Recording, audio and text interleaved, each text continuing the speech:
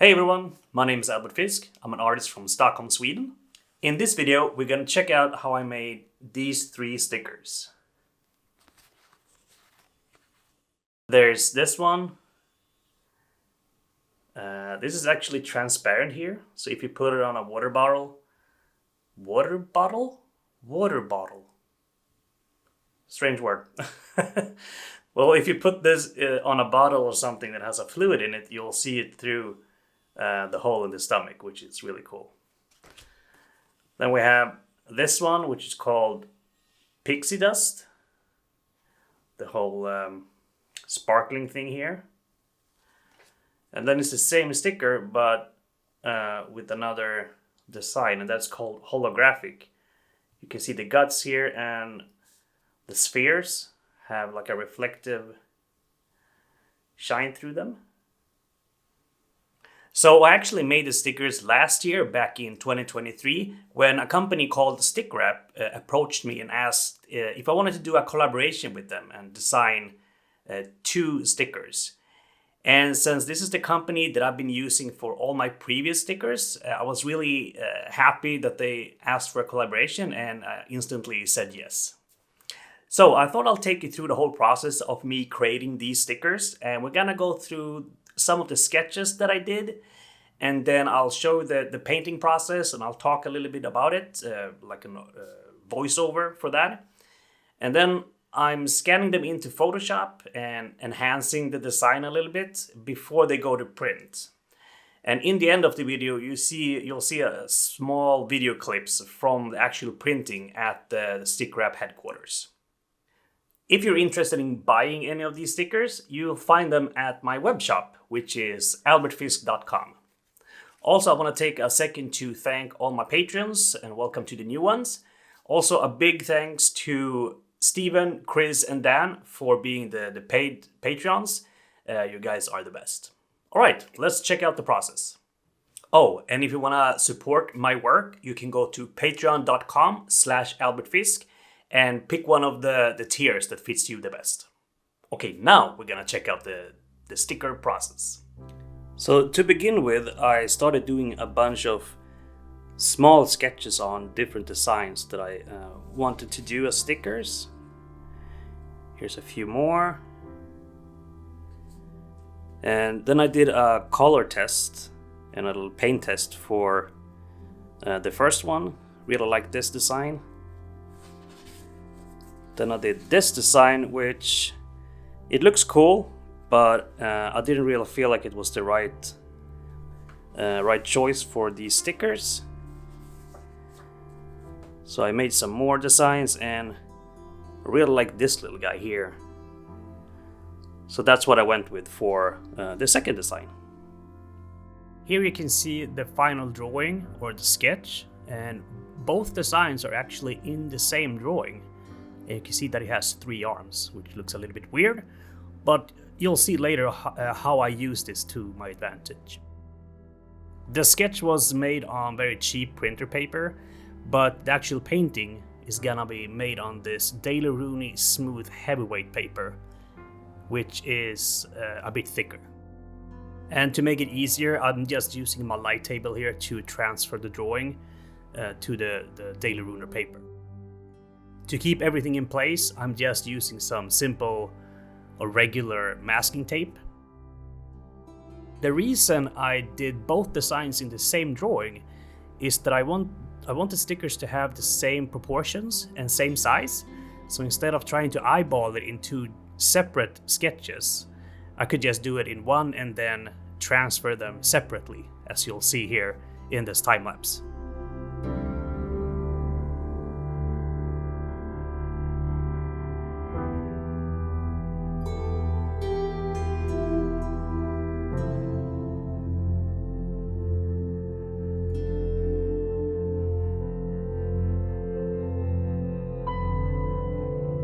Once I was finished with the first transfer, I just replaced the Daily Rooney paper here and kept the sketch underneath taped down and still in the same place.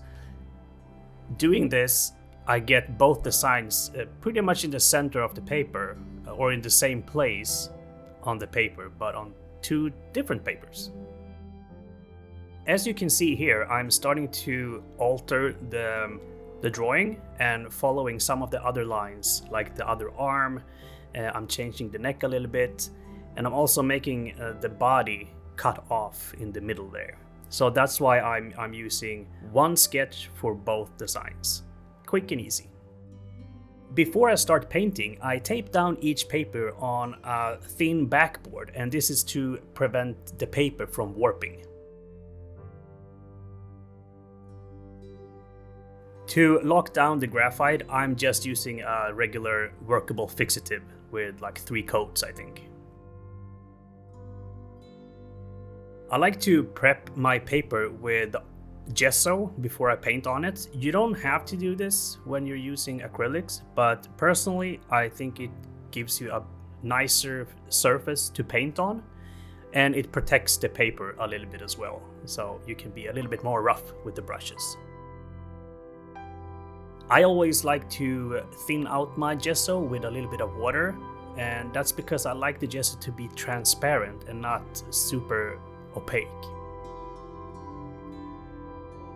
I usually use one of these small rollers to apply my gesso, and that's because I like the texture that it gives you. It's not super smooth, it has a little bit of tooth to it, which I feel is a nice surface to paint on.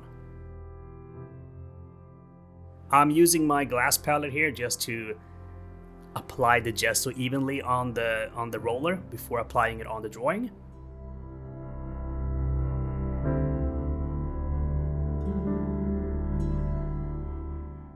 I think I did 2 or 3 coats on each paper to cover the whole area, even the area that I'm not painting on. Usually when I paint my alien characters, I like to start with the body, so that is all the black areas, and you can see here that I'm starting to block in the head with a filbert brush, but I think I'll later switch over to a smaller round brush, which makes it a little bit easier. And I'll switch over to the other design once I'm blocked in the body for this one, and after that I'll go over to blocking in the sweaters and all the other details that have another color. I'm naturally right-handed, but I can use my left hand for painting, so sometimes I switch because it just makes it easier to do it with my non-dominant hand. I'm not sure if that is common, but let me know if you do that as well down in the comments.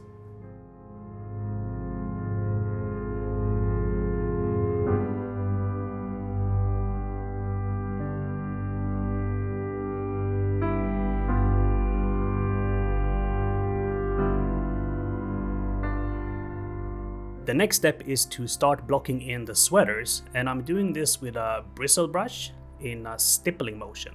And the first layer is a pretty dark tone. In this case, for this design, it's a dark blue or dark cyan color. And for the other design, it's gonna be a dark orange.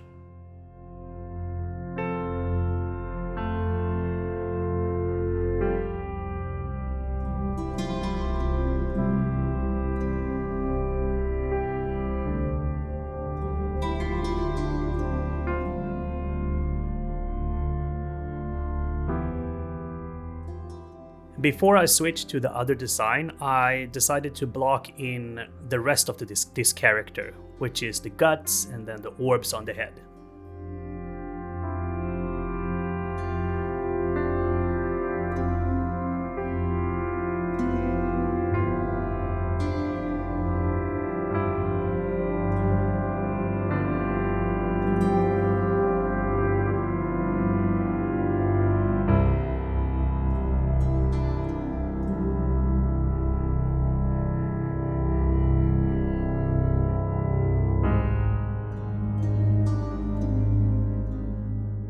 So for the other character, the process is exactly the same, starting to block in the sweater, and then I'm switching over to the guts and the details on the face or the head.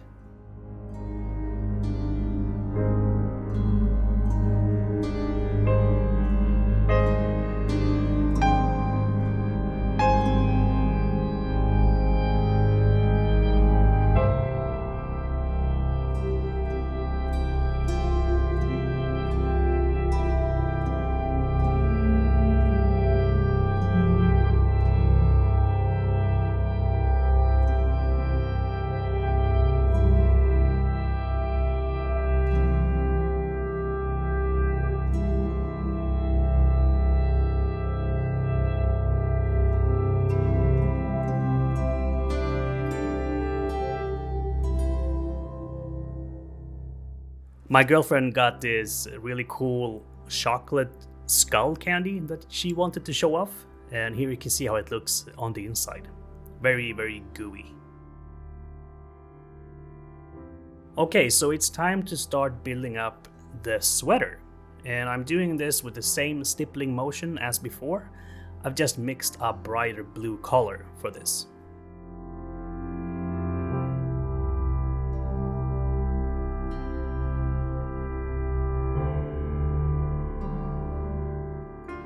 Since my light source is coming from above, I'm trying to keep the top part of the sweater brighter than, let's say, the bottom parts of the arms.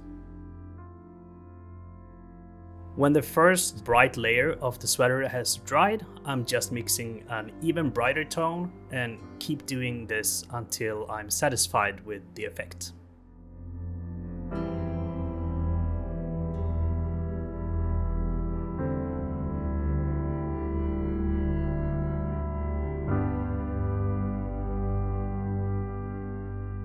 One of the benefits of working on a simple background like this is that you can take the same color and make corrections throughout the process. In this case, I'm just picking the same gesso that I used before to prep the paper. To push the effect of this fuzzy sweater, I'm switching over to a smaller round brush, as you can see here, and I'm adding individual strands. And I think that just gives it that a little bit more knitted sweater feeling.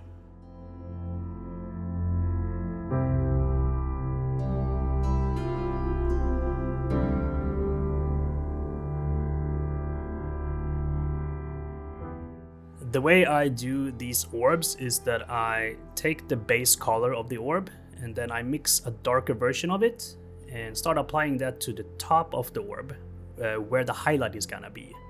And then I work it back and forth with the base color and the dark color to get this gradient, and in the end I'll add a little bit of a brighter highlight at the bottom, or the opposite side of the highlight. In this case I'm adding cadmium yellow, I think it is.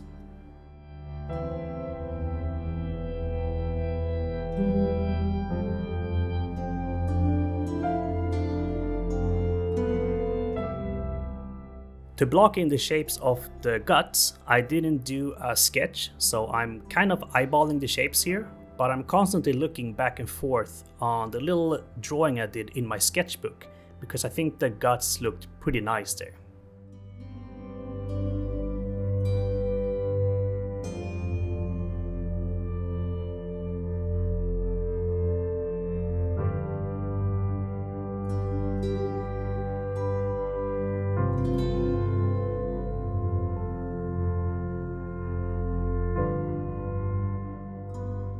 So while I'm waiting for the guts to dry, I'm starting to apply the highlights on the body.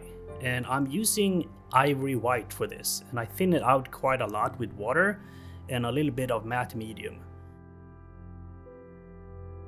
I like to use ivory white first and build it up to brighter tones, and at the end I'll usually apply a little bit of titanium white. And this is because the titanium white is so bright, it works best for just the very brightest highlights, at least for me.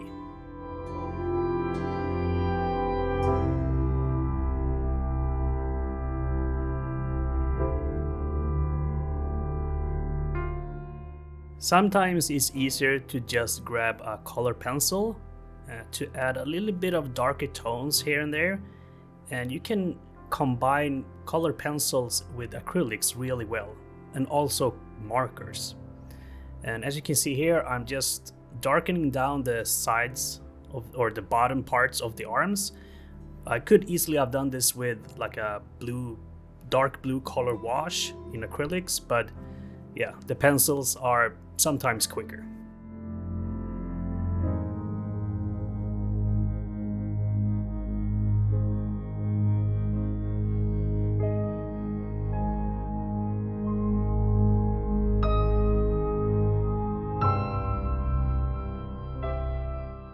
To render the guts, I'm just adding brighter reds on top of this dark red that I started with. And for the top part, that needs a little bit of a shadow, I'm just mixing in black with cadmium red.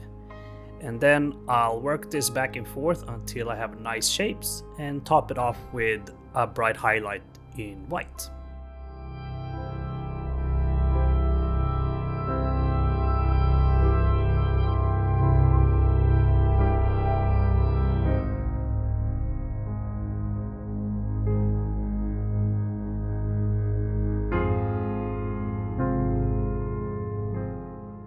I wasn't completely satisfied with how the sweater was looking, so I went back in with an even brighter blue to add the final details.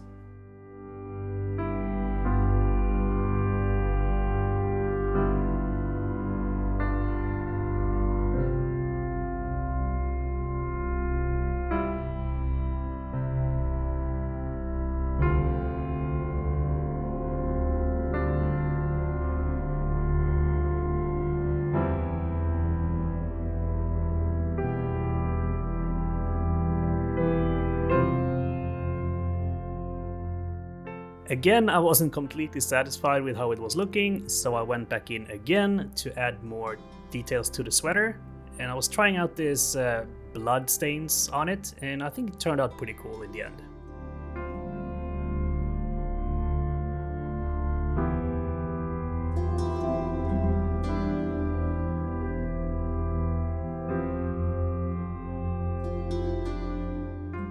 Okay, so the blue design is done, so I'm switching over to the orange one. And like I mentioned before, the process is gonna be exactly the same. So I'm gonna let you watch here, and I hope you enjoy the time lapse.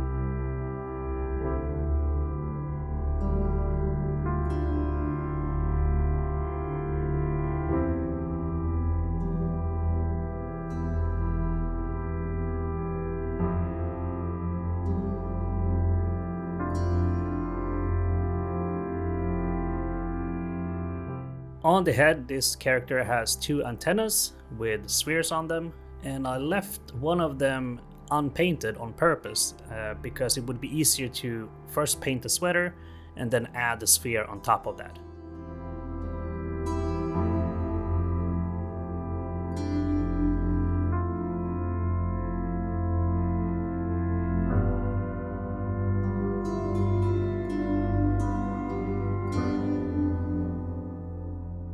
And while that is drying, I'm going in and adding the highlights again with the ivory white as before.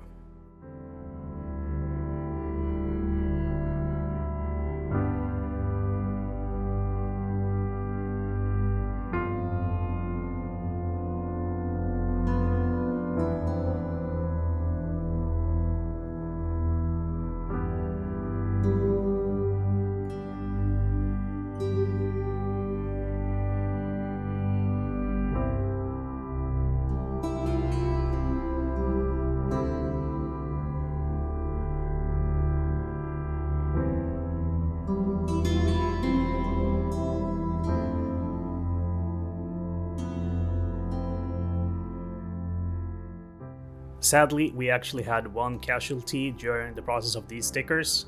This little fly that drowned in my coffee.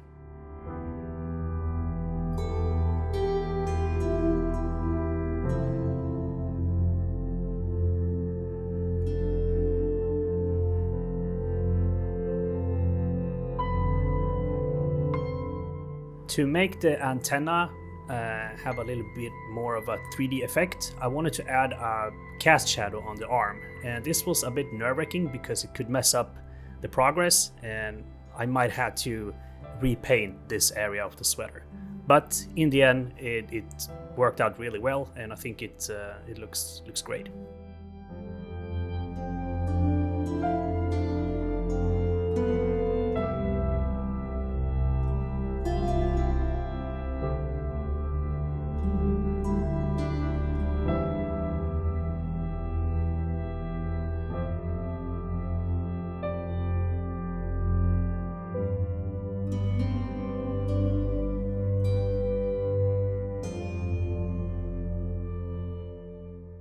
And to finish off the orange design, I just went back to the guts and tweaked the green colors a little bit.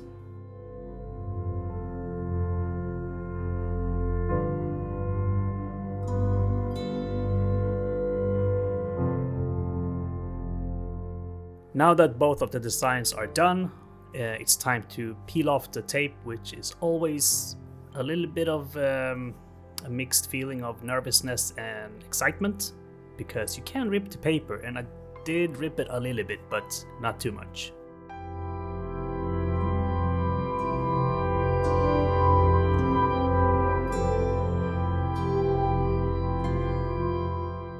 Also, this little spot here was very annoying, but I covered it up with some gesso.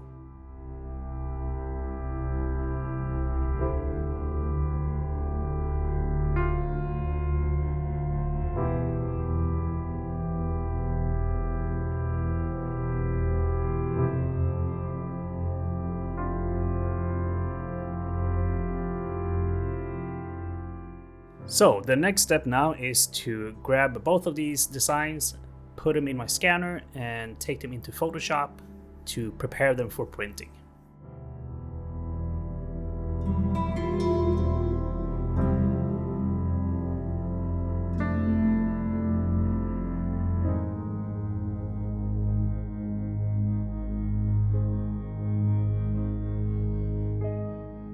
In Photoshop, I cranked up the intensity of the colors a little bit, messed around with some levels, and I also fixed the strands on the edges of the sweaters to make them look more fluffy. I also decided to add ears on both of the designs. Once I was happy with the files, I exported them and then mailed them over to stick wrap for printing. Here you can see one of the stickers going through the printers, and I think it looks really cool seeing the design moving around like this. And that's it. The stickers are printed. I got them delivered to my house, and I really liked how they turned out. I hope you enjoyed this video, and maybe you learned a little bit about how to make stickers with traditional and digital mediums. Thank you so much for watching, and I will see you next time. Bye bye.